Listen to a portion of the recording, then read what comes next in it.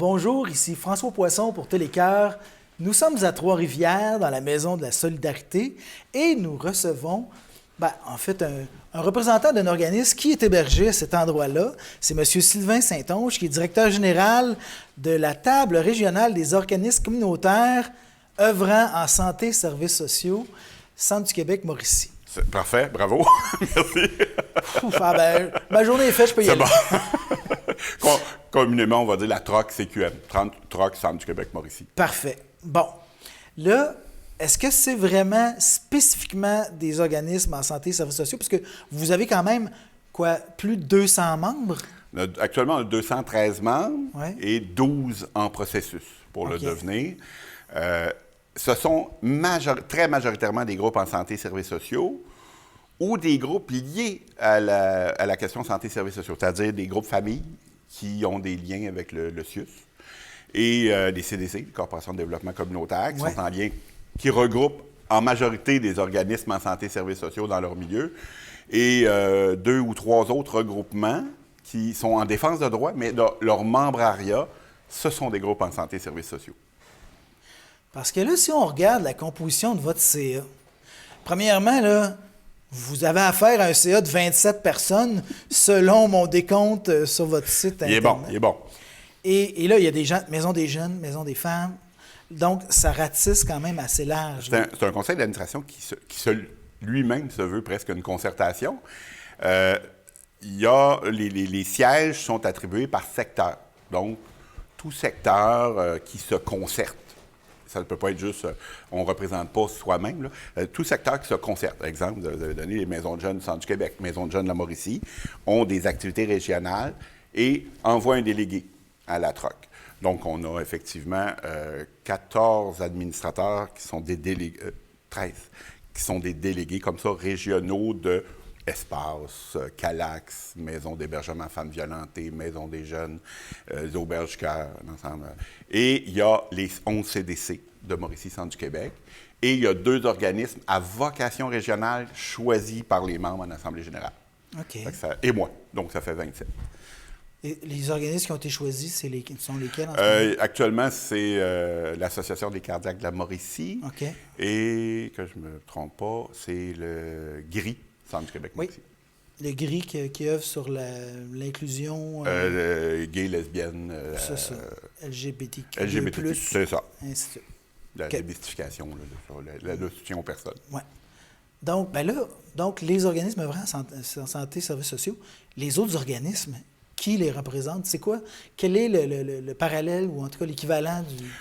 Bien, il y a toutes sortes de représentations. Nous, c'est parce que notre interface principale, ça va être le CIUS, Centre du Québec-Mauricie, la relation avec la santé, parce que le CIUS, en plus de la desserte en santé et services sociaux des 2 régions administratives, administre un programme de financement qui est le programme de soutien aux organismes communautaires, qu'on appelle communément le PSOC, qui est le plus gros programme de soutien aux organismes communautaires autonomes du Québec. Toutes catégories confondues, c'est quand même le ministère de la Santé il y a à peu près 4000 organismes communautaires autonomes, 3400, 3500 en santé et services sociaux. Donc, c'est la principale ressource. Donc, ça va être ça le premier élément. Mais il y a effectivement la santé au-delà de la relation administrative, c'est comment ça se joue dans les communautés. Et c'est là que vont intervenir davantage les CDC, parce qu'on a des réseaux locaux qui sont par MRC ou 2 MRC, genre Arthabasca, Érable, Bécancour, Nicolette, les anciens réseaux locaux de santé. Ouais. Alors là, il va y avoir des interactions plus terrain, c'est-à-dire les tables de concertation pour les aînés, pour les femmes, pour les jeunes, santé mentale, il y a toutes sortes de... Fait que là, il va y avoir des représentations territoriales, mais ici, il va y avoir aussi des représentations sectorielles. Donc, lorsqu'on parle santé mentale pure avec les groupes, bien, les groupes en santé mentale vont être dans cette interaction-là. On parle de violence conjugale, il va y avoir une relation pour ça. Fait qu'il y a plein de petites branches pour se concerter au plus précis. On part du plus gros, puis on va jusqu'au plus pointu pour être le plus près possible des communautés. Okay. Fait que dans les représentations formelles régionales, il y a la TROC, Centre du Québec-Mauricie, santé. Après ça, on va trouver les CDC au niveau territorial, mais au niveau régional, on trouvera il y a certains regroupements, mais il n'y a pas vraiment d'autres structures formelles, sauf pour créer des liens avec soit la TROC ou ce qu'on appelle les regroupements nationaux. Parce qu'on a un regroupement national des maisons de jeunes, on a un regroupement national des maisons d'hébergement femmes violentées, mais il y en a deux. Donc, il y a différents réseaux nationaux qui vont avoir des liens avec leur région. Okay. Puis ça, si on remonte les petites branches là, jusqu'à l'arbre, parce que l'arbre, disons que c'est le gouvernement. Le gouvernement, lui, j'imagine qu'il aime mieux avoir un interlocuteur, puis donc, en santé et services sociaux, c'est pas mal le troc, là? Non, c'est deux. En santé et services sociaux, si on prend au niveau national, ouais.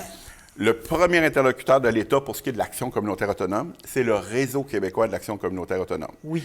Qui est le regroupement des regroupements de tout. Ouais.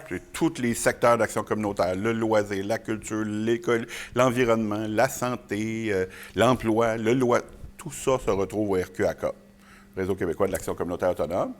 Après ça, si on prend juste en santé, là, il va y avoir la coalition des TROC, qui est le rassemblement des TROC du Québec. Okay. En vrai, il y en a qui s'appellent ROC. On va dire les TROC-ROC. Okay. Il y en a qui n'ont pas la table, ils ont juste le regroupement.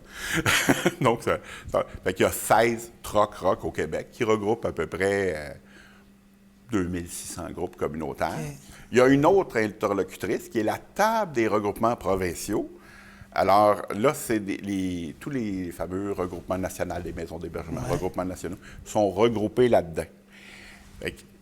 La différence entre les deux, on parle tous de santé et services sociaux, nous, on est sur une base régionale. Donc, on crée des liens régionaux, on organise les particularités régionales. Okay.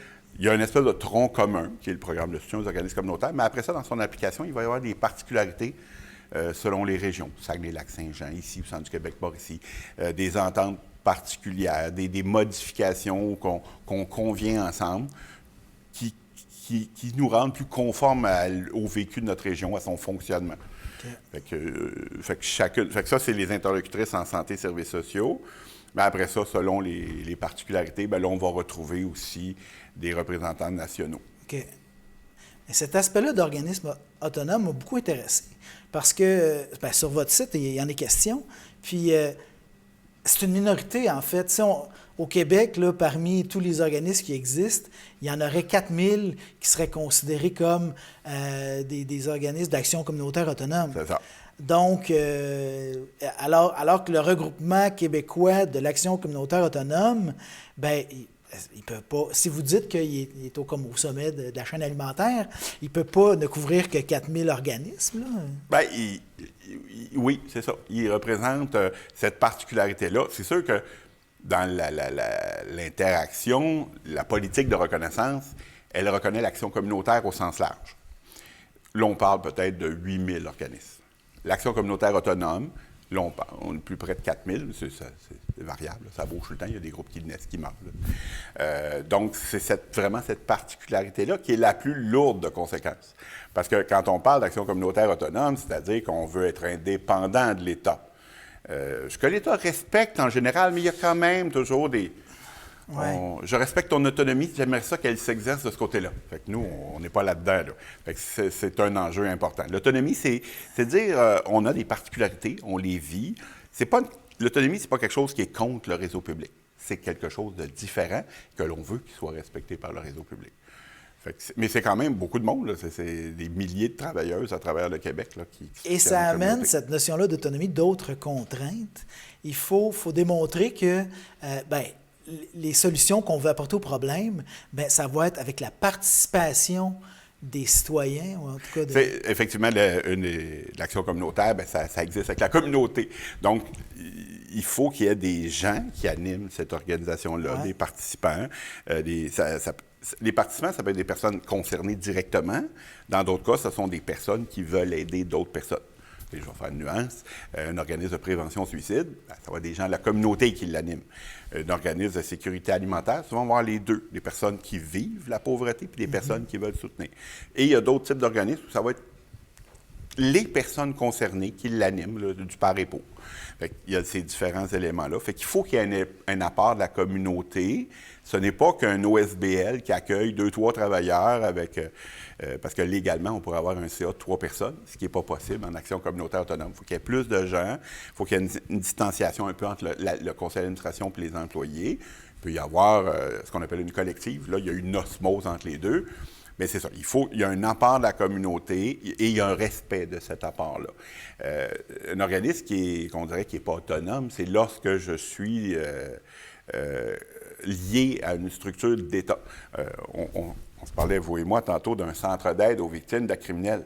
Il y a une excellente mission, mais sa mission est encadrée par une loi. C'est la loi sur l'indemnisation des victimes d'actes criminels qui prévoit cette mission-là. Ça reste un OBNL, mais qui est un peu... c'est ça. Qui n'est pas une agence d'État, mais qui... Mais qui est moi, je le mettrais péripublic, là, parce que la structure est vraiment liée à une mission définie par l'État, pas par l'organisme lui-même, ce qui n'empêche pas d'avoir une belle mission, là, mais c'est pas ce qu'on appelle l'autonomie.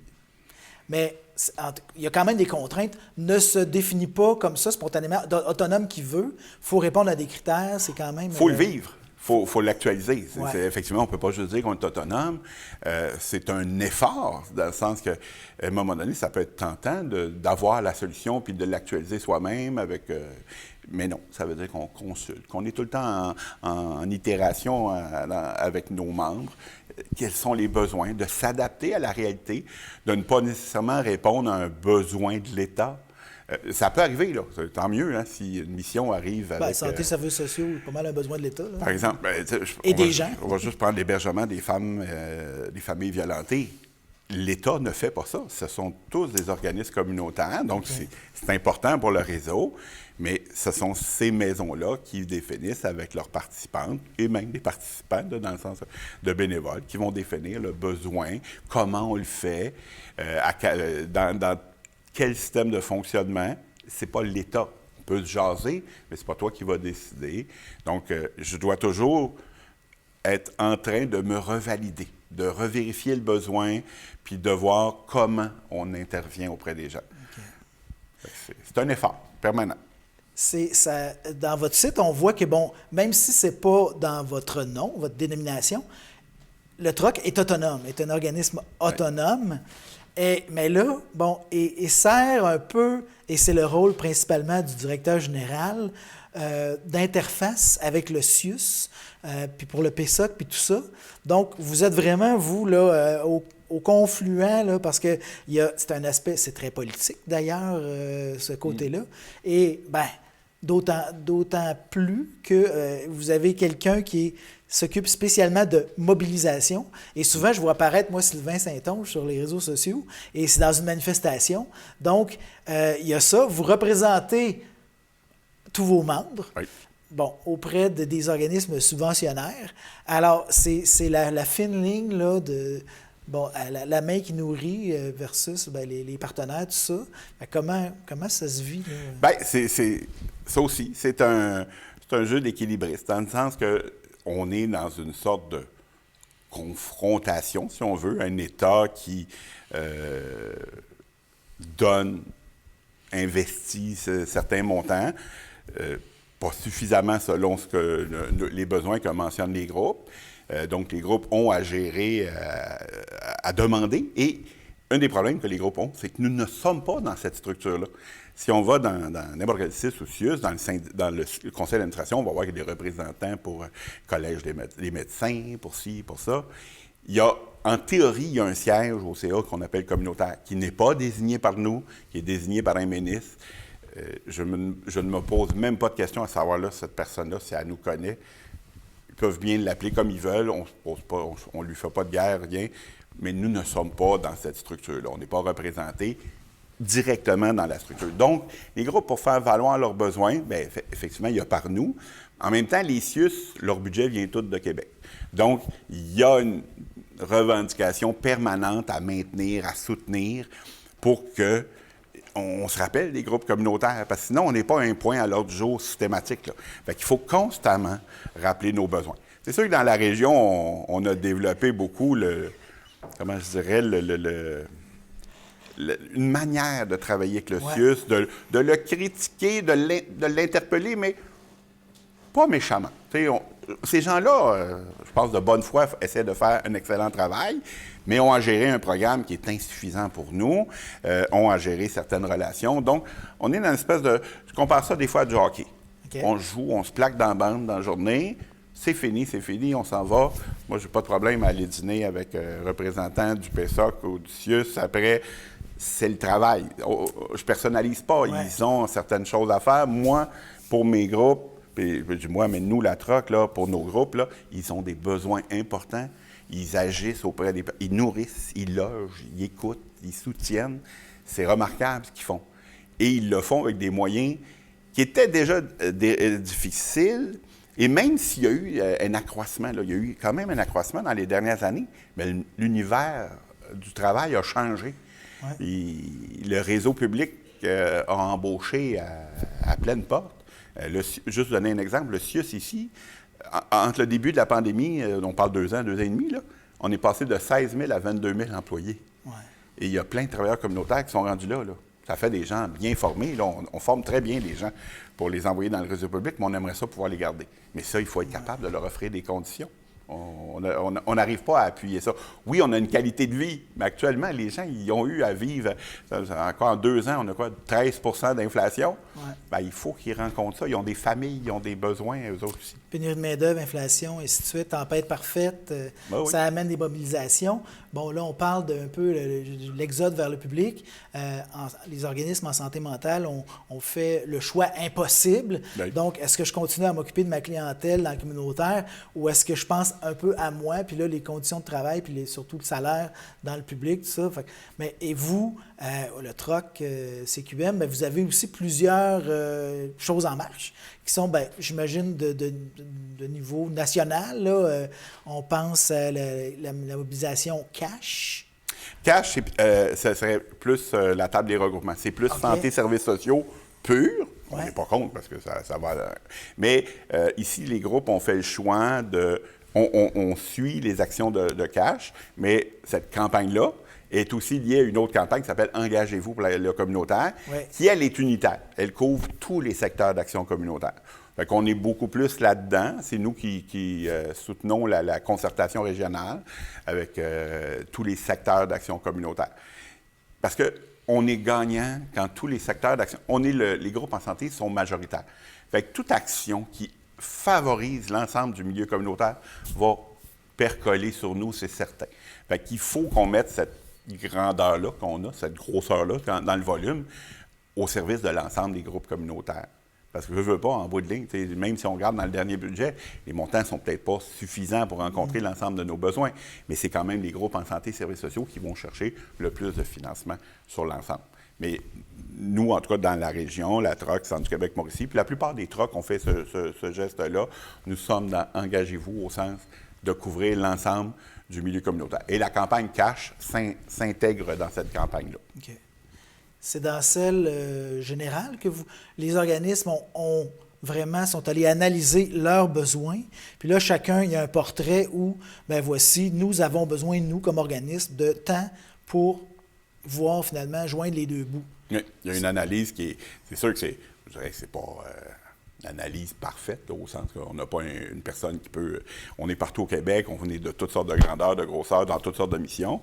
Fait que, en santé, ce qui est le plus facile, comme c'est un programme normé, moi, là, c'est simple. La revendication, là, c'est que nous soutenons nos groupes pour qu'ils demandent ce qu'ils ont besoin. Puis quand ils font leur demande, on appelle au CIUS le lendemain, vous avez reçu combien de demandes? Ils me disent le chiffre, je sais combien les groupes ont actuellement, voici ma nouvelle revendication. Il manque ça.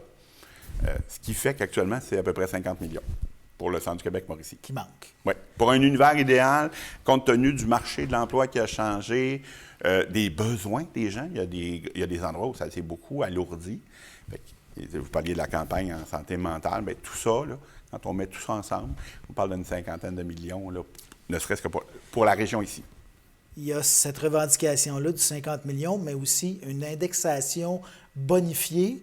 On parle de, je pense, 3,25 % qu'on voudrait avoir pour...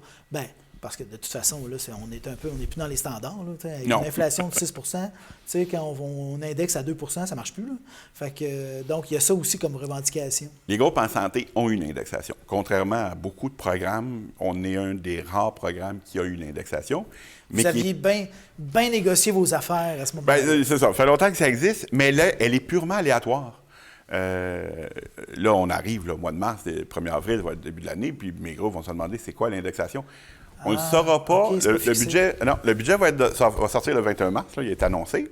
Dans les semaines qui suivent, il va y avoir ce qu'on appelle l'étude des crédits. Et là, à un moment donné, le ministre de la Santé va nous annoncer l'indexation. Il va pondre un chiffre. Puis là, si on essaie, si vous êtes capable de savoir comment il le fixe, là, vous m'appelez parce que moi, ça m'intéresse depuis des années, on ne sait pas. C'est purement arbitraire. Cette année, c'était la plus haute qu'on a jamais vue, mais c'est 2,9 pour 6,8 d'inflation la même journée. Elle ne suit pas. Pour ça, la revendication de 3,5 c'est qu'elle était avant les années d'inflation.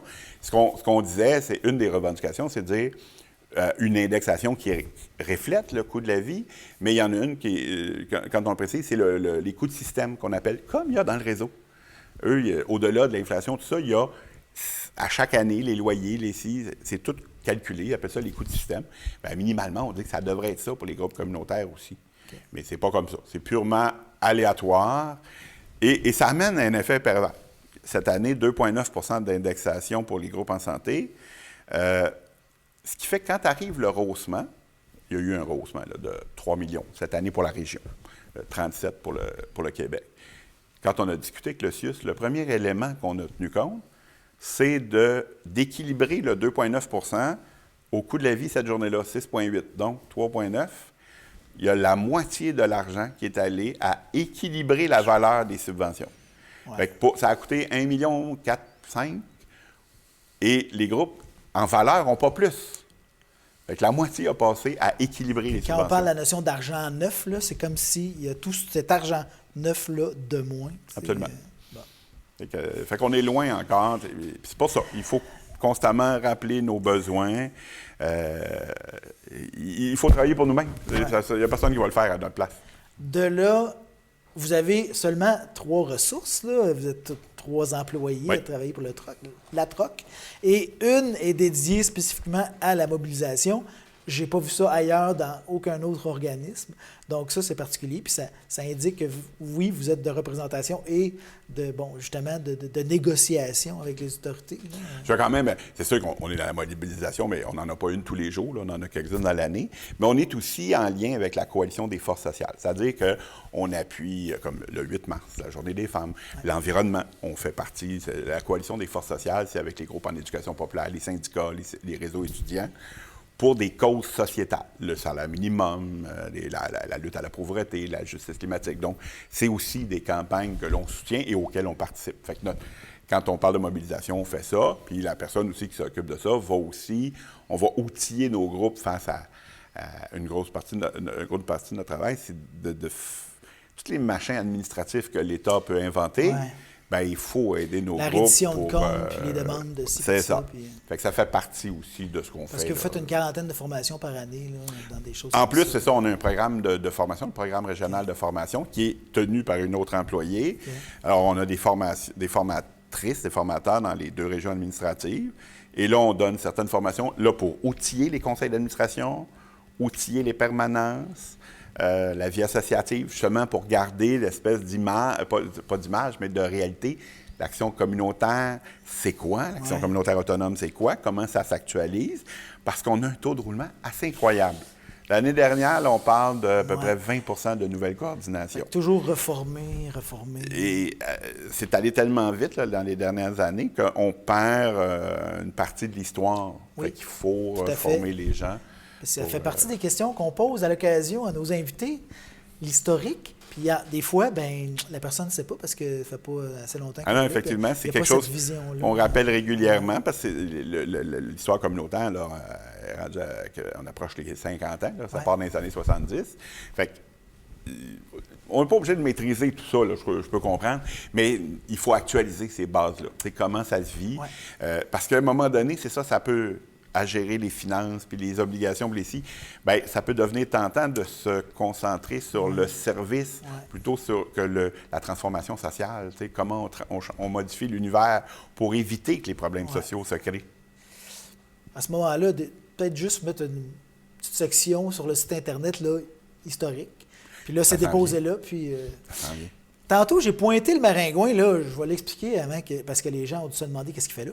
Bien, vous disiez toujours rappeler aux gens, le communautaire, bien, on est chez Concept, dans la Maison de la Solidarité, et eux, c'est un peu leur mascotte, là, le maringouin, que, hein, oubliez-nous pas, on est là. Ouais. Sylvain Saint-Onge, pour arriver dans cette chaise-là, il est passé par où?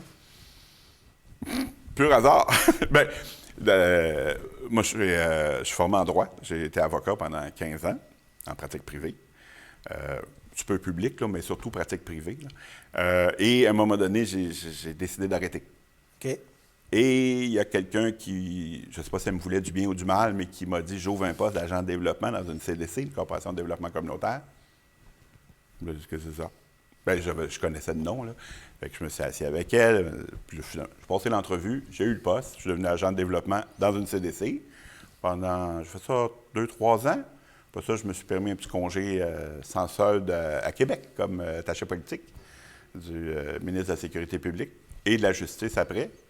Il fallait bien avoir des froqués pour se retrouver à la Justice encore. Mais et je suis revenu, c'était une année, là, c'était vraiment un congé, là, un truc que je m'essayais. Là, j'avais quand même 3 enfants là, quand j'ai fait ça.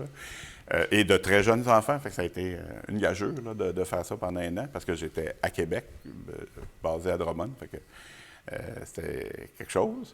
Fait que je suis revenu, et là, comme directeur de la CDC, j'ai fait ça pendant 18 ans, et je suis passé à la troc il y a 3 ans. Ah.